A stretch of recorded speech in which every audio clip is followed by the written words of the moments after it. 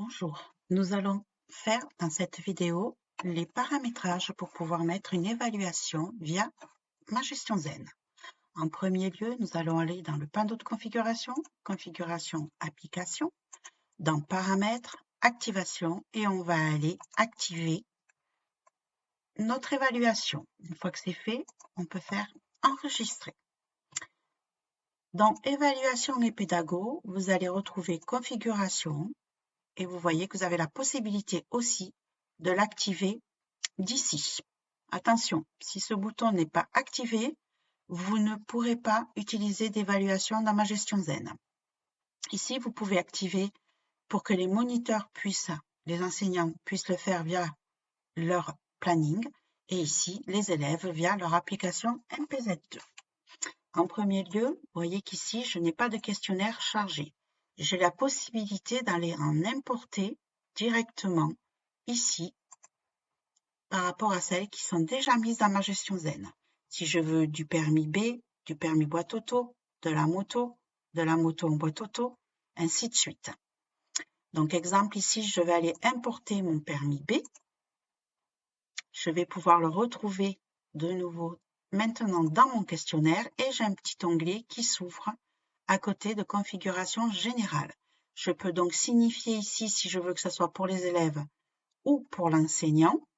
Et ici, j'ai possibilité, quand j'ouvre le questionnaire, d'aller voir mes étapes, si cela me convient ou pas, et la possibilité de rajouter des types de questions et les questions avec des réponses.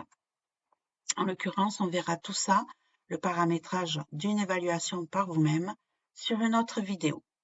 Une fois que cela vous convient, on revient sur paramètres général, vous voyez, ça n'a pas bougé. On va pouvoir aller lier les résultats de notre évaluation. C'est-à-dire qu'ici, on a le type de formation. Donc ici, on est sur du permis B, en permis B, sur du mécanique, sur du traditionnel. Et quand je déplie, je vais avoir les réponses qui correspondent à mon évaluation. Réponses que j'aurai au préalable paramétrées pour pouvoir avoir mon résultat.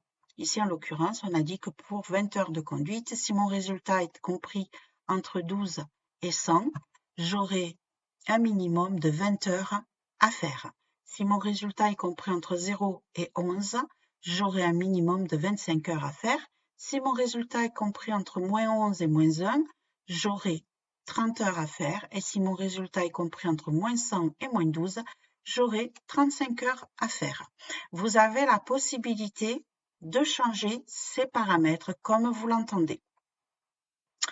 Revenons à notre configuration. Donc ici, je vais lier donc, mon type de formation avec le permis, avec la boîte, avec la filière et avec les résultats. Ici, pour un permis B, toujours un permis B, toujours mécanique, mais boîte pour les conduites accompagnées, on a créé ce résultat-là. Naturellement, vous avez la possibilité de définir un autre résultat pour les conduites accompagnées si cela vous convient. Donc, une fois que vous avez lié, vous faites enregistrer. Si vous avez besoin pour des boîtes auto, parce que vous avez créé une filière permis boîte auto, vous pouvez le télécharger directement. Donc ici, on a créé un permis boîte auto, mais sur du permis B, puisque la plupart d'entre vous n'ont pas créé une filière spécifique permis boîte auto. Donc, idem, vous avez la possibilité de changer vos étapes en sachant que pour une boîte auto, on aura supprimé tout ce qui est mécanique. On enregistre, on va aller voir lier. Donc ici, on est d'accord que pour ceux qui n'ont pas créé un type de formation permis boîte auto, vous pouvez créer votre filière permis boîte automatique en restant avec le permis B pour le permis, en boîte auto, en traditionnel, et comme tout à l'heure, on va retrouver les résultats qui correspondent au permis BA, et ici, pour la conduite accompagnée, même chose. Ici, vous avez possibilité de pouvoir, si vous avez un permis boîte auto, un type de formation, vous pouvez changer le terme ici et mettre directement permis boîte auto. Et ainsi de suite. Voilà comment vous allez pouvoir télécharger des évaluations et pouvoir les utiliser dans Ma Gestion Zen. Donc, vous pouvez définir des résultats, vous pouvez définir des types de questionnaires. En l'occurrence, si c'est une évaluation sur simulateur liée au planning manuel, c'est-à-dire remplissage à la main, vous cochez oui. Si c'est lié avec les enseignants, c'est lié à la ligne, à l'évaluation de l'élève, ça va être par l'enseignant, vous cochez ici.